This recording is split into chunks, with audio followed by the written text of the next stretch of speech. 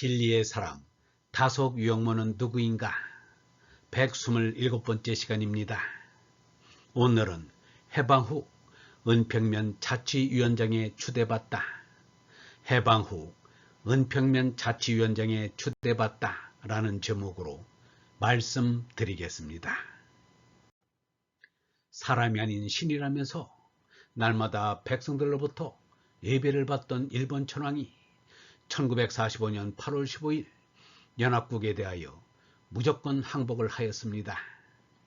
그리하여 이 결에는 일본의 신이 라디오 방송으로 항복하는 떨리는 목소리를 들을 수 있었습니다. 유영모는 8.15 해방에 대해 말하기를 안 되는 세상인데 되는 듯한 일이 있으면 복됨을 느낍니다. 내가 8.15 해방을 본 것은 복된 일이었습니다. 라고 하였습니다.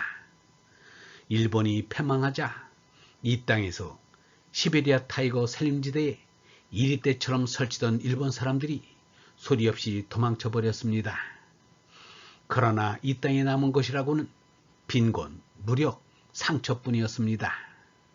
맹자가 말하기를 그 사람에게 하나님이 큰 일을 맡기려 할 때 반드시 먼저 그 마음과 뜻을 괴롭게 하고 그 살과 뼈를 지치게 하고 그 몸과 가죽을 굶주리게 한다 라고 하였으니 하느님께서 이 결에게 특별히 시킬 일이 있었음인가. 포악한 학정을 일삼던 조선 총독부도 행정기구라고 그것이 없어지니 이 나라에는 온 나라의 골마다 마을마다 옛 부족사회처럼 주민들이 나서서 자치기구인 자치위원회를 만들었습니다.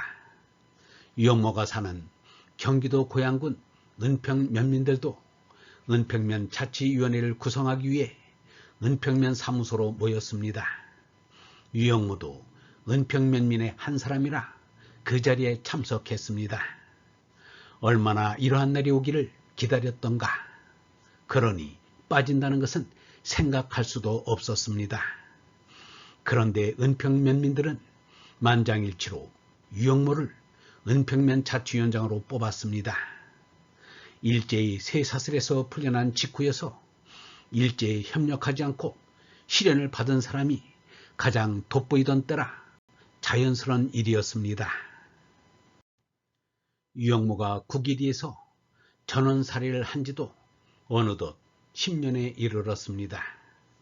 유영모와 면민들이 가까이 사귈 기회는 많지 않았으나 유영모가 창씨 개명을 하지 않았고 성소조선 사건으로 옥고를 치른 것을 주민들이 알고 있었습니다. 유영모가 국일위로 이사온 지 얼마 안 되어 은평면 협의회 의원을 2년 동안 한 일이 있었습니다.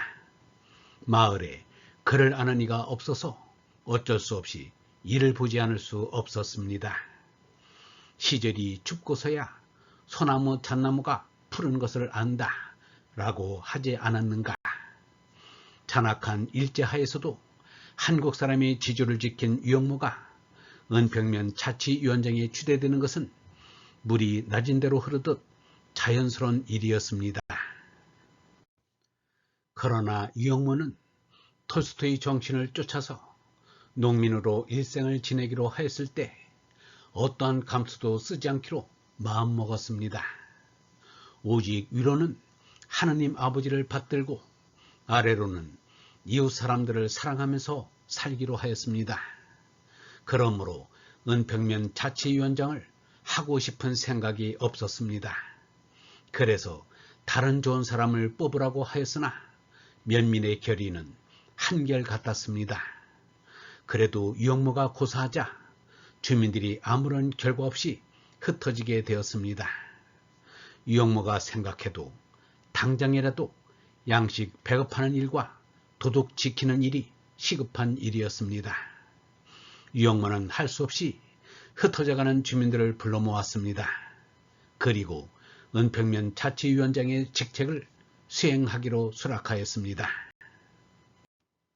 유영모는 은평면 자치위원장 자리를 맡고서 면민 가운데 젊은이를 모아서 양식을 배급하게 하고 자유의 경비를 서게 했습니다. 젊은이들이 어디서 일본 군인들이 버린 총을 거두어서 밤에는 그 총을 가지고 순찰을 돌았습니다. 성소조선 사건으로 일제에 의해 옥고를 치른 함석헌, 송두영, 유달령 등도 해방을 맞아서 모두가 유영모와 같은 처지가 되었습니다.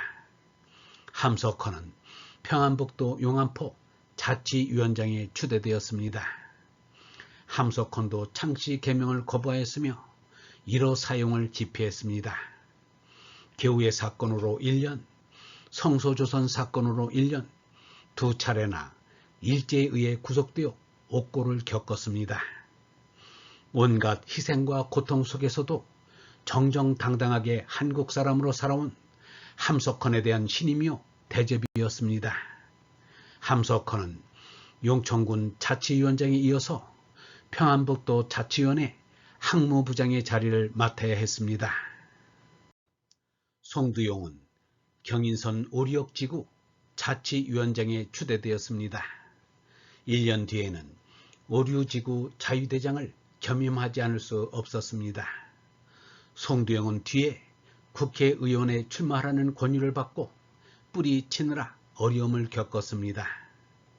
김계신도 살아있어서 개성에서 광복을 맞았다면 개성시 자치위원장에 추대되었을 것임에 틀림없습니다.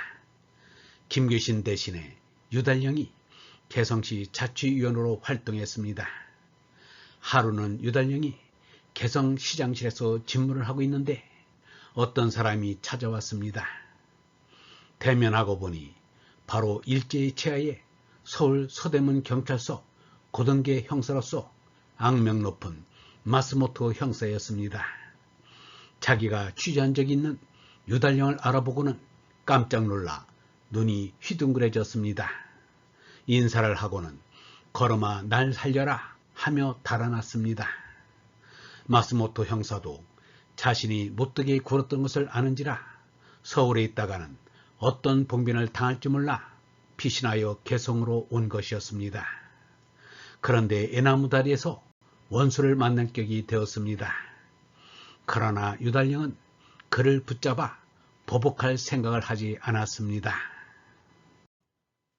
유영모는 시골에서 살아보았기 때문에 시골에서 동네 일을 맡아보는 사람이 귀한 것을 알았습니다. 그래서 이렇게 말하였습니다. 나라의 장관 자리만 맡으려 할 것이 아니라 동네 일을 볼 마을 이장감이 많아야 나라가 바로 됩니다. 온 나라 이장들이 다 훌륭하면 나라 걱정 안 해도 됩니다. 자꾸 나라에 대들보감만 되라고 하는데 석가래도 있어야 합니다. 대들보감만 기르다가 석가래감이 없으면 무엇으로 지붕을 덮습니까? 대들보 쪼개 쓰는 어리석음을 범하게 됩니다. 얼본 여러분, 참 사람이 나라의 지도자가 되어야 합니다. 그렇지 않으면 나라가 또다시 조선이 멸망한 것처럼 될 것입니다. 문제는 참 사람이 나라의 지도자로 나서지 않는다는 것입니다. 참 사람은 섬김을 받는 자가 아니라 섬기는 자이기 때문입니다. 섬기려는 자가 어찌 섬김을 받는 자리에 앉으려 하겠는가? 내가 잘났거니 하는 이보다 못난 이가 없습니다. 요즘 나라의 지도자가 되겠다는 사람들은 자기 자신을 누구보다 잘 뽐내는 이들입니다. 나라의 주인인 국민들이 안목이 높아져서 참 사람을 구별할 줄 알아야 합니다. 그래야 민주주의가 바로 섭니다. 영성신학원 다속 아카데미의 하늘소리였습니다.